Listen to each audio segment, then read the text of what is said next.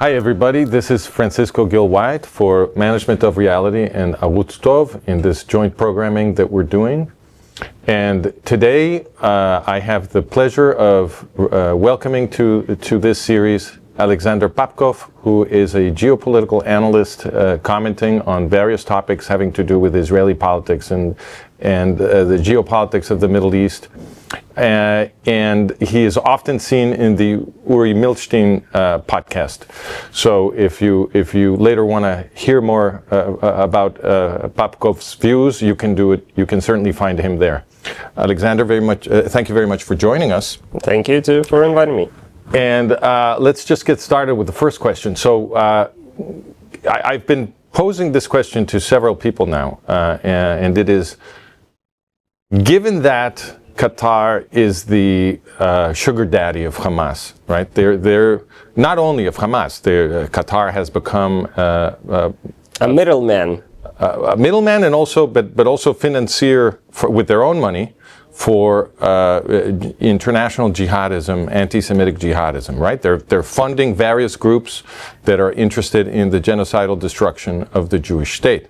So given that they are doing this, and that in particular they are the sugar daddy of Hamas, is it fair to say that on October 7th, 2023, it was Qatar that attacked Israel? Would you find that a fair statement? In my opinion, no. The issue is slightly, but not by much, more complicated. Okay. In the same way that George Soros appears to be using his own money for his own aims, once you take a slightly deeper look, you're going to find out that he's nothing more than a middleman for what used to be USAID until Trump shut them down.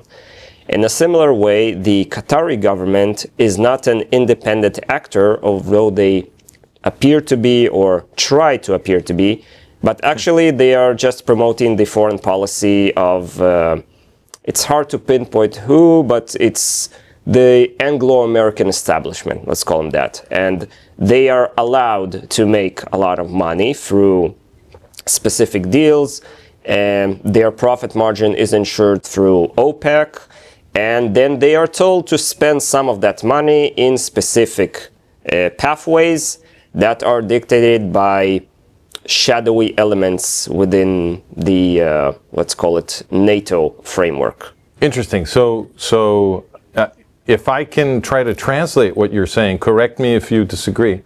It sounds like you're saying that Qatar is actually a tool for laundering the money of the Anglo-American establishment. Yes. For their foreign policy purposes. Yes. When, what would be a good example? Daesh, ISIS. Mm-hmm. The Americans and the British have been deeply embarrassed when pickup trucks with the stickers from Texas used car lots started showing up in Syria, and people started asking questions. How did that get there? Who paid for that? Who signed off on the documents? And the entire chain of supply for this whole thing, because that would directly implicate various high-level people in America and in the UK in treason. Okay, so let me just make sure we all understand exactly what you're saying, because not everybody in my audience is remember familiar. 10 years ago what happened. Right, so this is 10 years ago. ISIS, or Daesh, is a group that aims to create a caliphate in Iraq and Syria. This is what they call themselves. They call themselves the Islamic State of Iraq and Syria. That's what ISIS means. And one of their main platforms is the genocidal destruction of the Jewish state. That's certainly one of their goals. The ISIS is the group that was beheading all of these people on absolutely atrocious videos that became very famous all over the world. And what you're telling us is that the U.S. and Britain were embarrassed because American hardware was found to be in the hands of ISIS. So the question, as you were saying, was, well, how did this get into the hands of ISIS? Why is ISIS using American hardware? right? Yes. So to clarify for people who don't have experience with the supply chains, you need to buy that car in America. You need to transport it from America to some place like Turkey or Jordan or Iraq.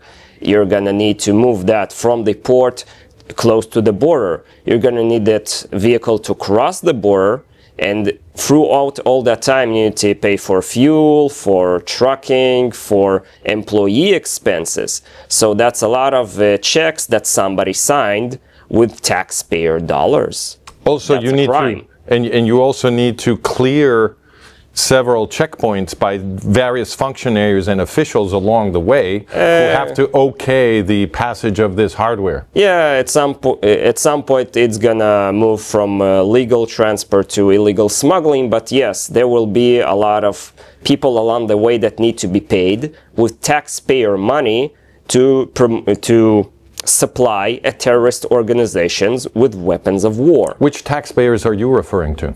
Well, the most obvious one is the Americans, but it'll probably be the British.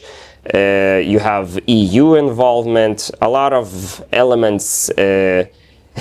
Once Elon Musk started to check in the books, in only the American part of USAID, he hasn't reached the Pentagon yet, or the CIA, but you're gonna find a lot of money is being thoroughly mixed, so that nobody has, not nobody, but governments don't like to take responsibility for things, so they usually mix money. So, for example, the support of the moderate rebels in Syria, you see some sort of collaboration between American, British, French, Dutch, German. Anybody was stupid enough to send them money, and then they pool all that money and use it to buy the Toyota Hilux in as many as they can get and send them over.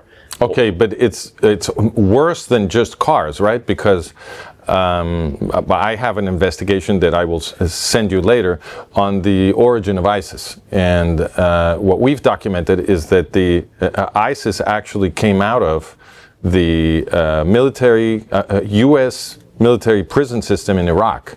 Obviously. Right? So they had these giant military prisons that were operating for 5 years. And according to the U.S. general who was running the prison system, it functioned as a jihadi university. He used that phrase. He said, my prison system is a jihadi university. Why? Because the U.S. authorities had allowed the jihadists inside the jail to control the social life of the jail. And then anyone who was not in that prison already in the jihadi ideology and participating as a jihadi terrorist, those people were forced to join, they were indoctrinated, they were recruited, and then when the 5 years that those prisons were operating in Iraq, these people were just let go. And ISIS came out of that, right? All of the main commanders, including al-Baghdadi, they all came out of the U.S. prison system where they were allowed to recruit. And then the weapons, as you were pointing out, the supposedly democratic forces in Syria, which received weapons through Turkey and through Qatar and Saudi Arabia, etc., allied with the U.S. because this was a conduit for U.S. weapons to the so-called Free Syrian Army and so forth. These people got American weapons and American training in Turkey, and then most of them simply joined ISIS. It's not just Toyotas and cars that ISIS is driving. In fact, they have American weapons and American training. And it sounds to me like you are saying that this is all deliberate. Do you agree with that? Yes, because the best kind of opposition is opposition that you can control, and you can. It has always been a policy of the let's call it the British Crown, to specify which region in the world should be in upheaval right now and which region should be calm, because the economic foundation of let's call it the Anglo-American Empire is international trade, and they choose which areas have conflict And through that conflict, they can both reduce trade in the area, and on the other hand, lower the cost of raw materials, such as oil. Because if if an organization like ISIS controls oil wells, they will sell that oil at below market prices, giving other countries like Israel the opportunity to buy that oil and resell it at market price, producing a large profit. Through various admissions in Israeli newspapers, we used similar tricks to smuggle oil out of what is called Kurdistan into our facilities in Haifa and resell it on the market for a massive profit. So, but are you saying that the U.S. is arming the people who want to destroy Israeli Jews in genocide to get a better price of oil? Is that really what you're saying? Let's give a far less controversial example. Vietnam. Ho Chi Minh was operating in World War II with direct assistance by OSS agents on the ground. When the war was over and he declared independence of Vietnam, he directly quoted from the U.S. Declaration of Independence. He literally quoted the first two paragraphs. We believe these truths to be self-evident and all that thing.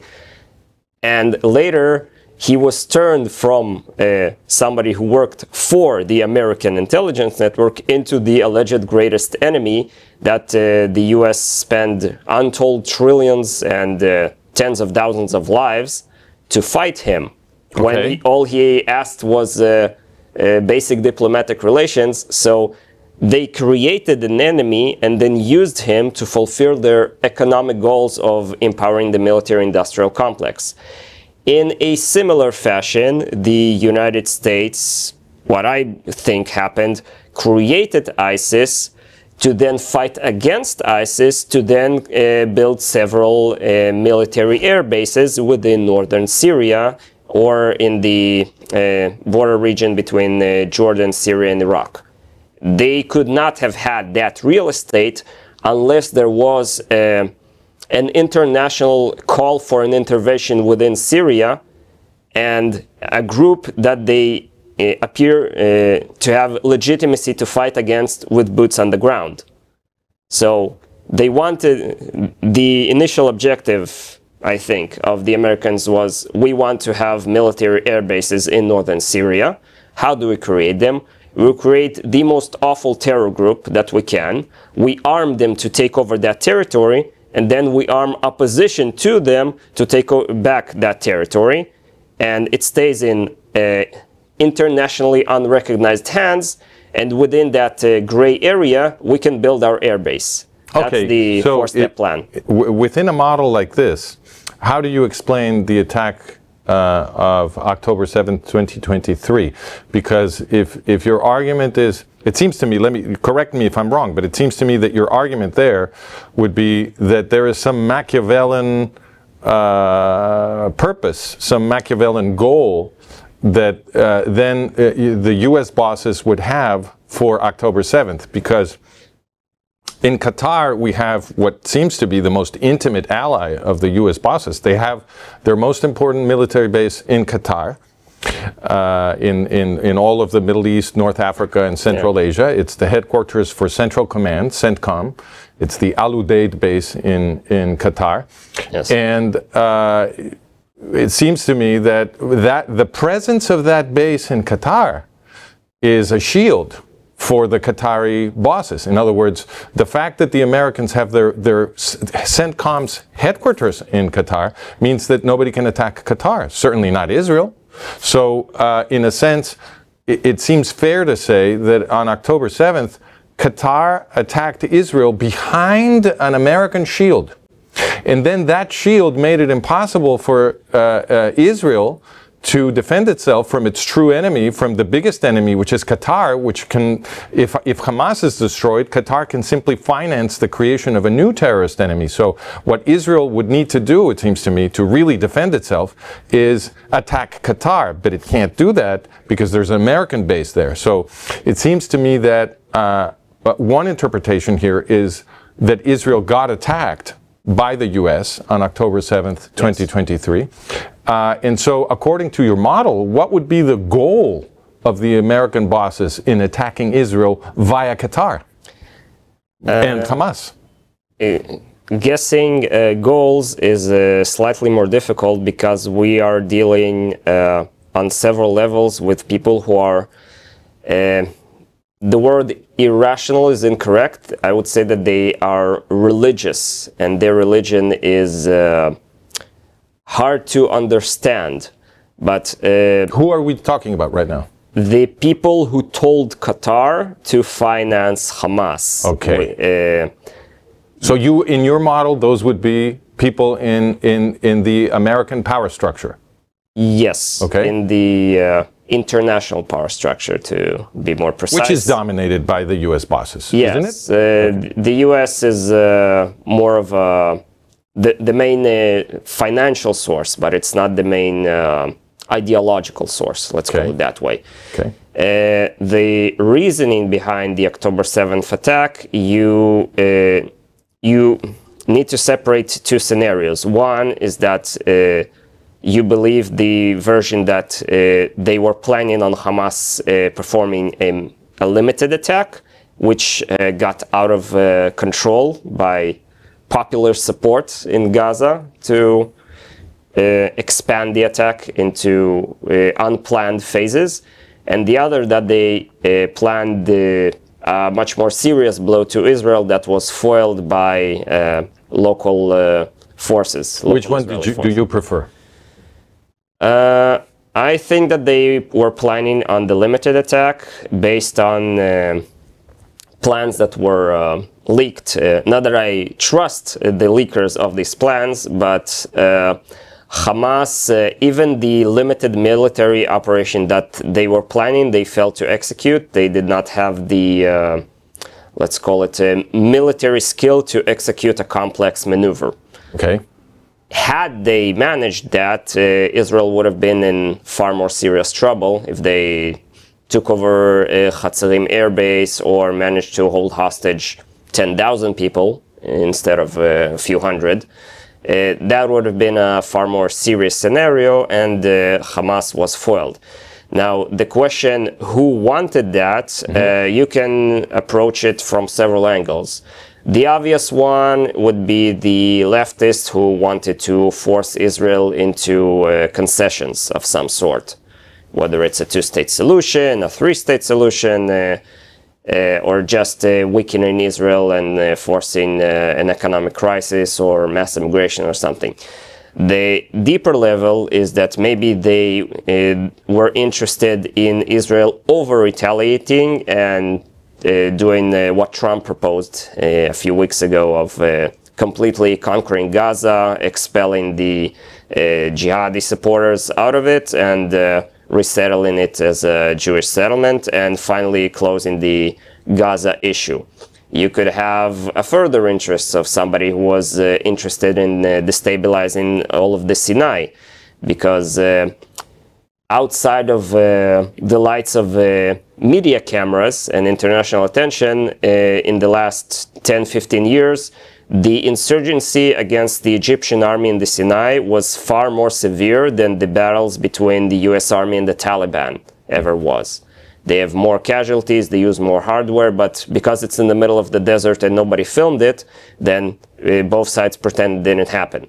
But in my opinion, had all of these tens of thousands of Hamas militants been one way or another expelled into the Sinai, they could have established some sort of Bedouinistan there and have access to the Suez Canal and threaten the Egyptian government's stability and cause all sorts of problems. And you always have scenario number 4, that they just wanted to start a conflict that will drain US military resources so that it cannot respond to another conflict like in Ukraine or in Taiwan or somewhere else. Okay, well, none of these hypotheses seems to me is the obvious simple-minded hypothesis. So let me put that on the table, and you tell me whether you think this is another hypothesis that we should consider, or whether you think it shouldn't be considered, and why. It seems to me the simple-minded hypothesis, when you find U.S. bosses collaborating or even pushing jihadi forces to launch an attack on Israel, which seems to be what happened here, and let me tell you why I think this is the proper way to describe it, is that Qatar is impossible to defend. Qatar is a tiny little peninsula of sand, entirely flat. It can only be defended if it has a U.S. military base there. If it didn't have that, Saudi Arabia, Iran, almost any regional power around Qatar would have conquered it a long time ago. So, because it has the largest gas reserves in the world, and it's obviously a succulent prize for any regional power. So, given that Qatar cannot survive as an independent state without that U.S. military base, it seems to me that the U.S. bosses have the power to direct Qatari foreign policy. Yes. All they have to do is tell Qatar what to do, and Qatar has to jump. So if Qatar is free to finance international jihadism, and in particular to build Gaza into a Hamas terror structure, which is what they did with their money, then it seems to me the logical inference is that this is all the policy of the U.S. bosses, because they could change it in a second. I asked Mordechai Kedar yesterday, how long would, in his learned opinion, would it take for the Americans to conquer Qatar from Al Udeid base? How long would it take? And he said, well, maybe 2 hours. And then he ended up saying, well, maybe within an hour. Okay, so it is so easy for the U.S. to take over Qatar that we must consider it demonstrated, I think, simply by this analysis, that whatever Qatar does is U.S. policy, because they could change it in a second with almost no effort or cost, right? So if that's our model, if our model is that Qatari policy has to be interpreted as U.S. policy, then it seems to me that the simple-minded hypothesis about what they're trying to do, since they're collaborating and even maybe directing the policy of Qatar, is that given that Qatar is financing movements that have as their sacred goal the extermination of the Israeli Jews, shouldn't we put on the table as the first hypothesis that this is also the goal of the U.S. bosses? Why not? Can we discuss on this channel the Kalergi Plan or State Department Memorandum 200? I have been given zero editorial line, so you can feel free to say whatever's on your mind. Let's go with the easier thing to check. State Department Memorandum 200 was Henry Kissinger, back when he was the National Security Advisor, drafted this memorandum that one of the main threats to American national security would be the economic development of the impoverished areas such as Africa and the Middle East. And so he dictated that it would be in the geopolitical interests of the United States and of Western Europe to maintain areas of conflict throughout the world, to prevent areas of stability forming within Africa and the Middle East that would prosper economically and become economic competitors to the Western supremacy at the time. You have a nice example in Dubai, which is stable, both economically and politically, and managed to reach never before seen in the Muslim world peaks of technological development, economic development. They became a surname for, they became the competitor of Switzerland in many ways. And that was just one example of one place that managed to achieve stability. What if they had several of these in Qatar, in Kuwait, in even in Iraq? They could have had that. Had there not been conflicts like the Iran-Iraq war, had they not have to fight jihadist movements, in almost every country, in every Muslim country that you look at, you have some sort of jihadist insurgency, and you have a government fighting against the jihadist insurgency, and it would be the economic interests of the United States to promote that jihadist insurgency and then sell the solution to the problem to the local government to make sure that both of them are kept within some sort of balance and not achieving actual peace and stability. Okay, but I perceive a contradiction, so allow me to push back on your model a little bit. So the contradiction I perceive is that U.S. policy does not appear to be to foment conflict. It appears to be to foment pro-jihadism. In other words, the countries that are already run by jihadi governments, the U.S. bosses protect. So they protect Saudi Arabia, they protect Qatar, they protect Emirates, they protect Bahrain. In other words, any country that has a stable jihadi government, they like and they protect. And if it doesn't have a stable jihadi government, then they support jihadi insurgencies there. Exactly. So they're not promoting conflict, they're promoting jihadism. If jihadism is in power, they like it to be stable. If jihadism is not in power, then they promote jihadi insurgency. Would you agree with that? Exactly. It's how would we define it? There's linear thinking and then there's differential thinking. What you're describing, they control both the inflow and the outflow of jihadist activity within areas. If there is not enough jihadist activity in some areas, like Libya, who started to become surprisingly stable, even though it has 3 different governments, that they started flowing jihadists out of Syria into Libya, trying to destabilize it.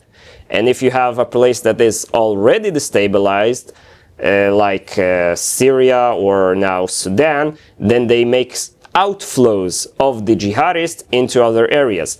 The most stunning example, I think, would be in the 90s when they had the famous Black Hawk Down incident in Somalia, and then they started through hard to explain movements, move these jihadists out of Somalia and into former Yugoslavia to start up a jihadist movement there.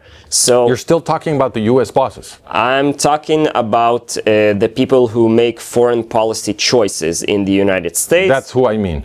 I'm not sure I would call them U.S. bosses because their interests are not aligned with the national interest of the United States. Oh, well, they only appear to be. Okay, so they're not U.S. patriots. Yes.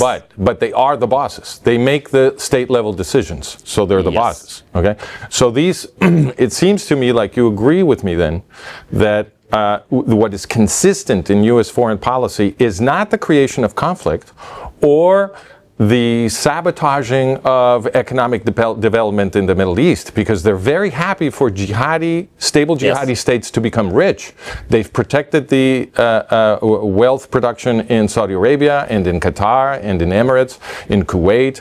All of the Muslim countries that have stable jihadi governments, they're very happy for those to become rich. Yes. And they don't promote conflict there. To the contrary, they launched a war to defend Kuwait.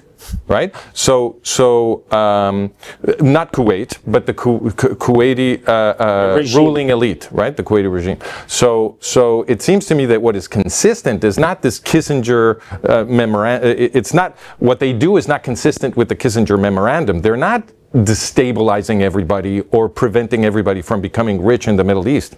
They are destroying non-jihadi regimes and protecting jihadi regimes. That's what's consistent. Because they have a larger overall plan to have these jihadi regimes fight each other in the long run. You gave the example of Qatar. So Qatar regularly sends mercenaries to various hotspots like Libya, like Yemen. They have a very under the radar but noticeable presence of mostly special forces, logistics units, specialized weapons, and you end up with the situations like the Houthis, who on the one hand, not everybody has shoes, and on the other hand, they have very advanced missile systems which appear to be of Iranian origin, but if you check the financial trail, it does go through Qatar. And the deeper policy is to There's the Kissinger Memorandum, and the higher level is the Brzezinski book. The Brzezinski, yeah. The what's his name? The something with the chessboard. Yeah, the chessboard. Yes. Yeah. So he advocated in the 80s for a policy of empowering Iran to become a threat on the Sunni nations and forcing the Sunni nations to seek higher levels of U.S. protection from Iranian expansion. Okay, but I don't. My personal view is we shouldn't pay any attention to what these U.S. bosses say in public, because Brzezinski and these other guys, they're not interested in informing the public about what they really want to do.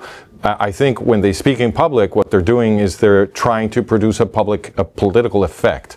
So since they obviously benefit from manipulating us, I think we should consider that the information value of their public statements is zero, and we should look only at the consequences of their policies when they spend billions of dollars. That's an honest signal of what they really care about. And when we look at that, we see that they are always propping up the jihadis, whether they are Shiite jihadis, as in Iran-Contra, where they received several $1 billion in armament sent secretly by the Reagan administration, right? Or they are openly funding jihadis who are officially allied with them, like Qatar, like Saudi Arabia, like Kuwait. But what is consistent is the propping up and protection of jihadi regimes. So I think the simple-minded policy is that they like jihadism. And jihadis want to exterminate the Israeli Jews. So again, I ask you, why can't we put on the table the hypothesis that the U.S. bosses want to repeat the Shoah in Israel? Because you see, when you look at the broad spectrum of geopolitical history, there are two things that I find very interesting, and I'd like you to react. One is that U.S. bosses have a history. The U.S. bosses have an almost dynastic history, because the people running the United States in the first half of the 20th century happen to have been eugenicists. Yes. This has been documented with great detail by historian Edwin Black, who's the great historian of eugenics. And what he finds is that the biggest industrialists in the Anglo-American aristocracy, the Anglo-American power elite, they are real aristocrats in Great Britain and functionally aristocrats in the United States. These people were all ideologues of the eugenics movement. And the eugenics movement is the movement that produced German Nazism. And Edwin Black can show that giant amounts of money, diplomatic support, everything were flowing from the United States and Great Britain, from these great industrialists and the aristocrats in Great Britain, to the German eugenics movement that became German Nazism, right? Yes. And they were even assisting the German Nazis during the war after Pearl Harbor, right? So you have a eugenic ruling elite in the United States. They were never removed from power. They stayed in power. And so you would expect, since they are pro-Nazi and therefore anti-Jewish, because we also have all this evidence about what happened during the war. It's very famous now, at least in people who pay attention into what we've learned about the war. In those circles, it's very famous now that the Allies, the Western Allies in World War II, refused to bomb the death camps or even the railroads leading to the death camps. They protected the extermination process.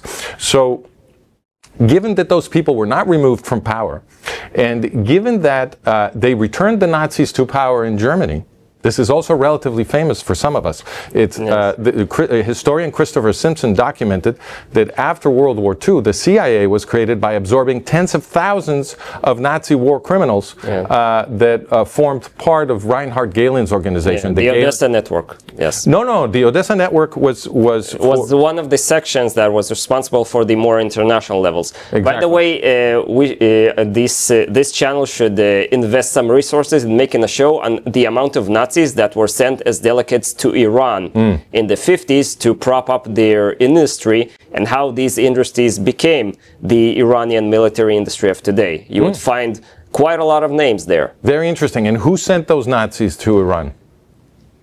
The same people who were running Western Germany at the time.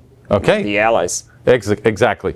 And back to the Gehlen organization. So the CIA was created from Reinhard Gehlen's Nazis. Gehlen had been the chief intelligence officer, General Reinhard Gehlen had been the chief intelligence officer of Fremde Heer Ost, which was Hitler's armies, foreign armies east. And he put together the entire intelligence infrastructure of Adolf Hitler in Eastern Europe for the US bosses. This is what became the CIA. We're talking about at least tens of thousands of Nazi war criminals with the blood of millions of people on their hands.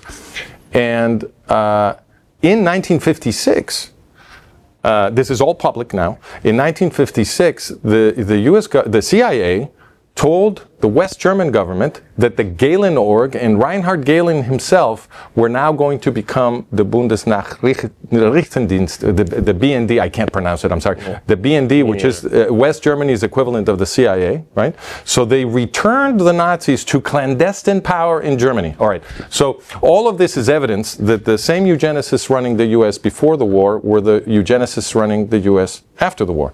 And therefore, we should expect that post-war U.S. policy would be figuring out how to kill the Jews in Israel. I mean, they figured out how to kill the Jews in Europe. They used the Nazis to kill the Jews in Europe.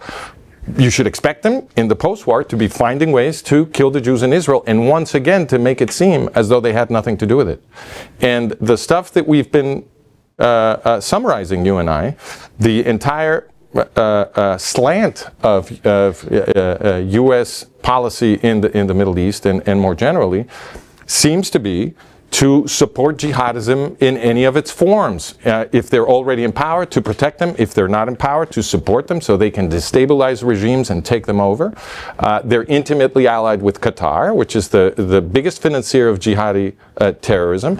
And Qatar's baby is Hamas, which attacked Israel on October 7th. Now, the U.S. could have taken over Qatar in under an hour, according to Kedar, if they were upset by what happened on the 7th of October. But clearly they're not very upset because they've been sabotaging Israeli defense from October 8th forward, right? Yes. And they were doing that before. I mean, the U.S. government released, a few months before the October 7th attack, they had released something like $6 billion for Iran, and after the October 7th attack, they started sending money to Hamas. So it seems to me the general picture, if we see the same eugenicists who produced German Nazism in the post-war supporting jihadism, and remembering that there was a very strong alliance between the German Nazis and the jihadis during World War II, why shouldn't the interpretation be that U.S. bosses are trying to kill the Jews again?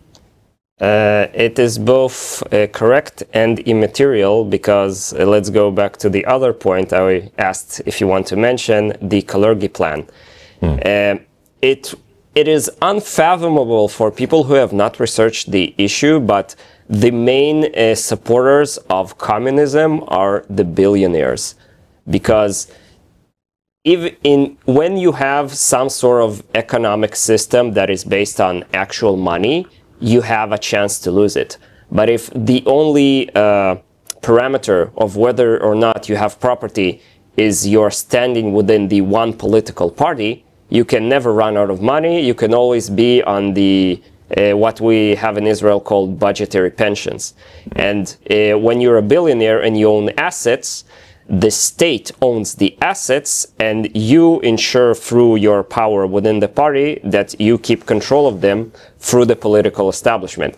That is So it's not technically your money, but you spend it as if it were. Yes, that is the essence of fascism. Fascism is just corporatism, yes, where the supposed strong leader is just the head of a council that is composed of the biggest corporations in the country. And the deeper issue is the Kalergi plan. What is their objective? They want to... Tell us what is this plan exactly? There was this Kalergi, I don't remember, he has a long name. He was half Austrian, half Japanese, and obviously people were racist towards him in Central Europe. So he composed a plan. It came up after all of these ethnic rivalries after World War I, between World War I and World War II. And he said that the way to force Europe into peace through total peace, and total peace can be only enforced by the world government, is to remove the national identity of everyone in Europe. And the way to do that he proposed, is to flood Europe with hundreds of millions of immigrants from Africa, Asia, and from anywhere else, so that after several generations, people will not have a national identity. And these jihadist forces are simply a militant wing of the broader movement that we saw very well Germany, the Scandinavians, and especially France, now Britain too, massively supporting, at the expense of their own taxpayers, bring as many immigrants from Asia and Africa into their countries that they can. And supporting the jihadist movements is just a way to funnel the money, because the how to explain it? The smuggling network that can put the weapons from, like I said, the Toyota Hilux, move it from Texas into Western Iraq, is the same network that can smuggle a jihadist from Western Iraq into Texas. And they create these networks, these logistical networks, to work in both directions. And at a certain point, the weapons from Western Iraq will come back to Texas, and the jihadi will obviously use that weapon to create some sort of attack. And their deeper plan, especially we see it now in Europe, is to have all of these minor smuggling networks merge into larger organizations through their religion. And their ultimate goal, there is only two exit paths out of the situation that they already created, because the critical mass of 10-20% Muslim people within Europe is already formed. Either the Europeans, the native Europeans, will have to reopen concentration camps for these Muslims who have been there 3, 4, 5 generations, and that way the eugenicists win, because they have the excuse and the support of the public to restart the death camps. Or the jihadists win, and then the jihadis open their own Muslim concentration camps against the kuffar, the unbelievers, and the eugenicists win again. They don't care if the rulers of Europe will be the Muslims or the local British, French, Dutch. They want the death camps back. And the way they get their death camps, either way, they plan to get them in the long run, unless countries like Denmark and Sweden got spooked early enough that they started mass deportation. But this mass deportation will not help them, because the critical mass of Muslim minorities is already present within the country. Okay, so this is remarkably similar to my own model. So yes. You're saying... It's the same eugenicists that planned both this and that, and when they saw the Kalergi plan, they started throwing money into it. Right. And we saw the expansion mostly in the last 2 decades. Okay, so if I may summarize or just reinterpret in my own words what you're saying, it appears that your model is that the Western bosses are trying to destroy the democratic experiment of the West, the modern democratic experiment. And so they are giving Westerners a choice between 2 different kinds of fascism. So we go back to traditional Western fascism, or we go forward into jihadi fascism. Exactly. But either way, what they want is fascism. They want democracy destroyed and totalitarianism imposed. Exactly. But I would challenge just one aspect of what you said, because I don't think it's immaterial that they have the intention of destroying the Jewish people. I think that's strategic, because I happen to think that the Jewish people are key in Western civilization. Yes. We wouldn't have a democratic experiment if it weren't for the influence of Jewish ethics on Western civilization. So it seems to me that it's not immaterial, it's strategic. You guys are very important. And the importance that you have for them, for the bosses, is really dramatically exposed, I think, when you look at the Oslo process. Because the Oslo process has been the most important policy of the US bosses towards Israel of the last half century. And what did they do with the Oslo process? I don't know if you're aware of this, and if you're not, I already sent you the article where I document it, but this organization that they introduced into Israel with the Oslo process, and not just into Israel, but into militarily strategic territory of the Jewish state, because that's what Judea, Samaria, and Gaza are. Yeah, the high ground. Exactly. The high ground and a ground that is next to Egypt, which is a mortal enemy of Israel, right? So it's all strategic. This organization that they brought into strategic territory is the creator of jihadi Iran. So normally, the PLO Fatah, or what we now call the Palestinian Authority, is described as a secular group, as a leftist group, right? I know you should laugh, of course. They had a lot of KGB agents in there, yes. Well, but they speak Russian better than me. Well, but I think the KGB aspect of it has been overly emphasized, because it wasn't the KGB that brought them into Israel, it was the U.S. bosses. They set up the Oslo process, and they pushed for the Oslo process to go forward every single time, whether they're Democratic or Republican presidents. So, and this detail, it's not a detail, it's a crucial point that I was telling you about, is that PLO Fatah trained and armed Ayatollah Khomeini's guerrillas in the 1970s in Lebanon. And then when the Iranian Revolution triumphed, they were invited over to Tehran to celebrate with Khomeini the revolution. And PLO Fatah, Arafat, Abbas, and some other guys, they created Iran's terrorist infrastructure, which is dedicated to destroying the Israeli Jews. So, and of course, the U.S. intelligence had to know all of this, because I know it, because I found an article from the New York Times, and then I found many other articles published in 1979, where it was explained on the front page of the New York Times that PLO Fatah had created Ayatollah Khomeini and his terror infrastructure. So this was explained on the front page of the New York Times in 1979 when the revolution happened. And it stands to reason, therefore, that the U.S. bosses did all of this knowing that they were bringing jihadis interested in the destruction of the Jewish people into militarily strategic territory of the Jewish state. It was an attack on Israel. So I think, I really think we should not say that this is immaterial. I think it's central. I think it's strategic. And I think that's the reason that so much attention is paid all the time to the Jewish state, and why so much policy is invented and organized to undermine the security of the Jewish state, because they understand that if you get rid of the Jewish people, you can collapse the entire West into totalitarianism. Yes. And they already did it in World War II. They killed the European Jews and they enslaved the Europeans. And now they're going to try to kill the Jews again, I think, and enslave all of us, all Westerners. What do you think about that? Let's separate it in 2 points. The first, if you try to take the essence of the Jewish religion, the obvious would be the 10th commandments, which would be the most important one. I think the first one. And a lot of people seem to not be able to quote it exactly. So that's also true. Yeah. You can check in your Bible. JJ, your God, is the one who removed you from the land of Egypt, from a house of slaves.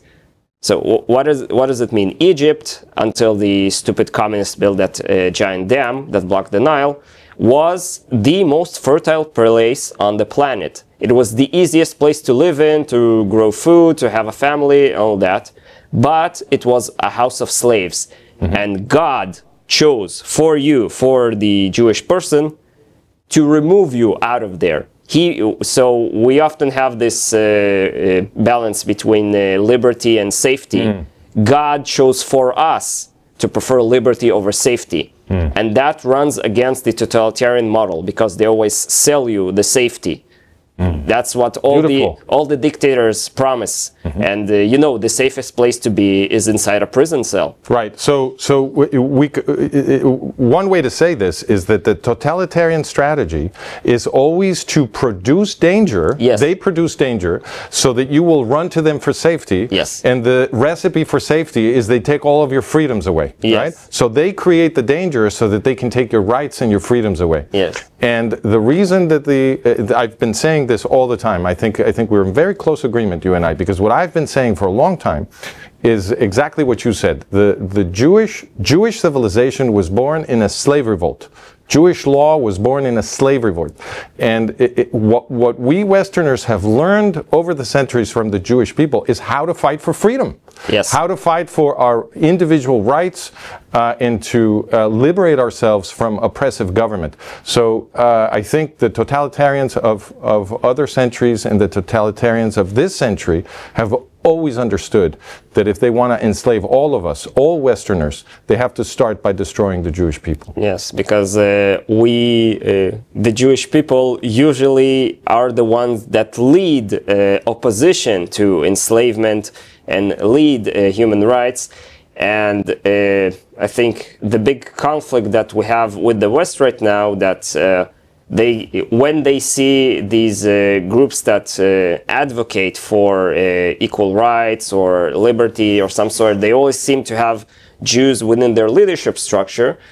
And I think the most cruel part of what the, let's call it, the American bosses are doing is that they specifically choose people of Jewish ethnicity that are corruptible, and then use them to promote ideals that are the opposite of liberty under the guise of liberty. And then you have people who oppose the values that these specific individuals show, and they try to represent that as if they represent the Jewish people. They make a lot of noises that George Soros is Jewish, and you can give them a list of 200 organizations that he's personally funding that are day and night trying to destroy the Israeli state and destroy the Jewish religion and destroy the Jewish people. But they'll claim that he's the Jew and he represents the Jewish people. And they that way promote anti-Semitism among people who were neutral, or at least didn't have a solid opinion on the matter.